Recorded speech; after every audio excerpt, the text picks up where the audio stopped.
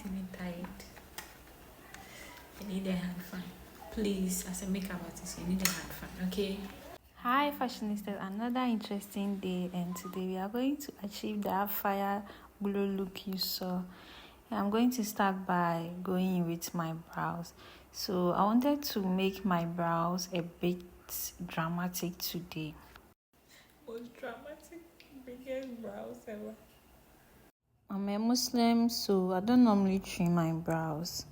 So that's why mostly my brows looks bigger, and at the same time, big brows fit me more than smaller ones.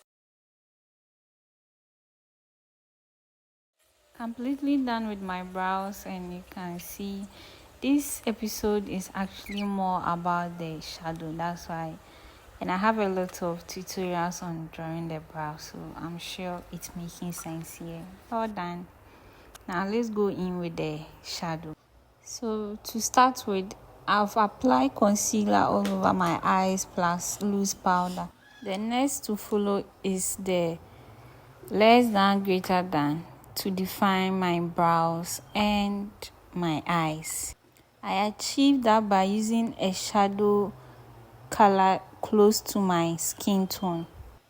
With the help of my light concealer, after going in from the lower part of my eyes with a brown eyeshadow to create a more defining crease. And today our crease is a big crease, it's a full crease, so it's going to be very wide, making sure it cuts across the whole eye circle underneath the brow. And I'm doing that with the help of my angle brush and a very light concealer, concealing through, leaving the first brown crease that we created without creating a more defining crease.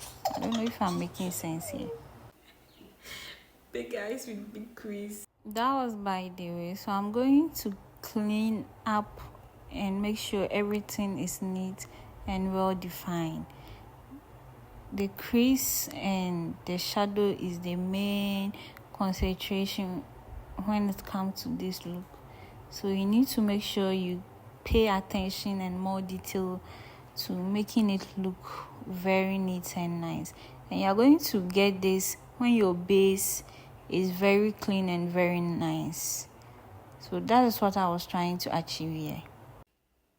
Clear for my way. Hey! Hey! Those of us without hand fan, no hand fan association, gather here. Hey. Please, as a makeup artist, you need a hand fan, okay? Seriously, I've never liked trendy things. I don't know why. That was the main reason I've never purchased hand fan. But hand fan is a necessity. Or what do you think? It got to a time it became so trendy that everyone is just holding hand fan. That is it all. That's why I don't have hand fan. Doesn't make sense. Sag, you need a hand fan. Seriously, I'm sick. Go see my eyes. My hand is even paining me. Back to business. Now let's go in with our shadow. So everything was dry now, so I started with the reddish parts of the shadow, and you can see that I measured it into 3, so the latter part of the 3 sections I did in my head took the red, and the remaining bigger part was the yellow, because that was how the inspiration was supposed to look like. So one thing you have to notice is that you need to first pick your shadow with a concealer brush. You just pick and dab.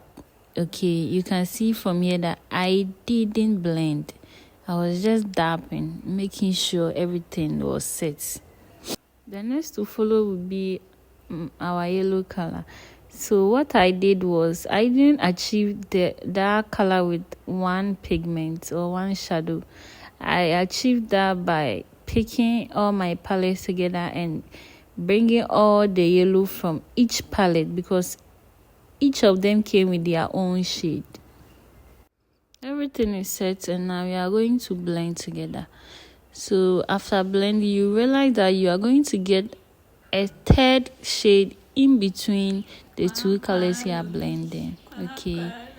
Yeah, I was thinking Kwakwalo, don't mind me. Because in my head, I was looking like a certain kind of bird. Is it parrots? Yeah, I was looking like a parrot.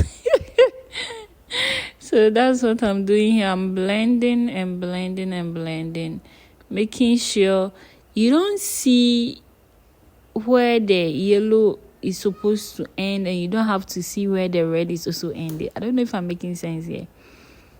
When you're doing two colors like this, you don't have to make it obvious for people to know that this is where the red ended, and they will see a straight line there, whilst you see a straight line at where the yellow ended. You get it? It's supposed to blend together, okay, giving you that form of entering without you seeing the line, or without anyone seeing that this is where it actually ended. Okay, so it has to blend seamlessly. You can achieve this by using your shadow brush and blending. As you blend, make sure you clean, because you don't want the yellow to dominate the red, and you don't want the red to dominate the yellow. So after working on the red part or one part, you go and clean. Then maybe you dab different color for the yellow and come back to the yellow and blend. Make sure you concentrate at the middle so that you get a different two shade combination of the two colors in between where the two colors are meeting. Okay, I'm making them. Good luck. Alhamdulillah. The last part that made the whole thing dramatic is the smoking part. So we are going to do this by, of course, adding a black shadow. And you know, with black shadow, it can really mess up your work. So you go in small. You don't just pick everything at once.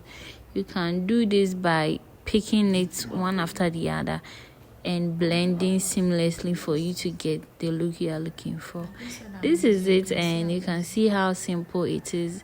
Even though it's not that simple, it needs practice. You need to continue practicing till you get it right. Okay,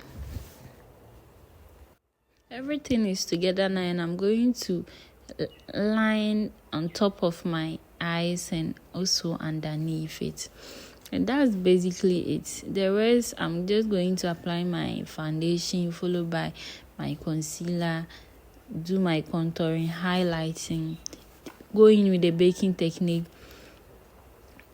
also line my mouth and go in with my lipstick, spray over and go in with my taba, and that's all. Remember, fashion with me is always without an apology, but with conscience.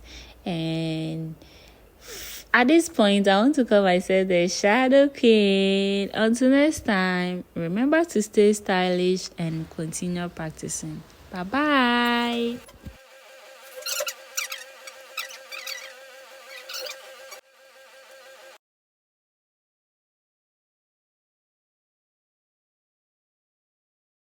I'm selecting this color, right? And you line.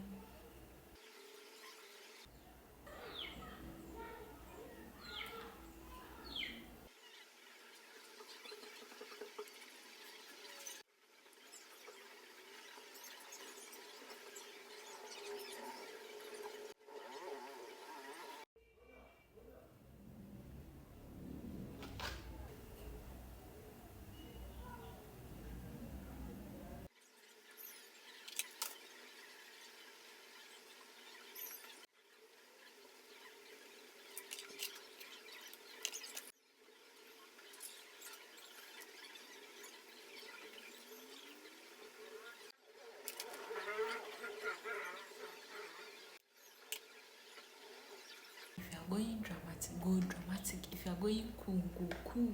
Just choose.